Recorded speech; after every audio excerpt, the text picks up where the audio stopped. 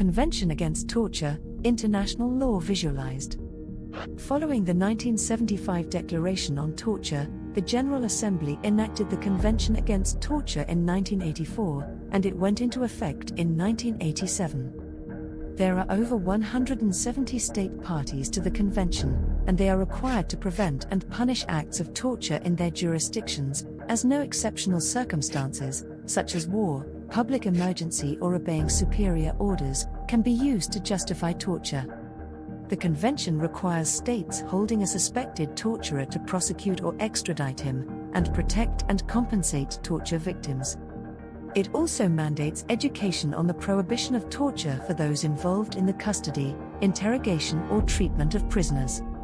The Convention also created a Committee Against Torture, which comprises 10 independent specialists chosen by the parties, where state members report to the committee on the steps they have taken to implement the Convention.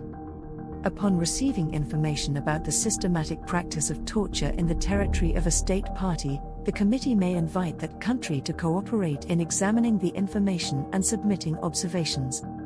States, individuals, and groups can also submit to the committee any alleging violations of the Convention, if the accused state does recognize the right of others to do so. In 2002, an optional protocol established a system of regular visits by independent international and national bodies to all places where people are deprived of their liberty, to prevent torture and other cruel, inhuman or degrading treatment or punishment.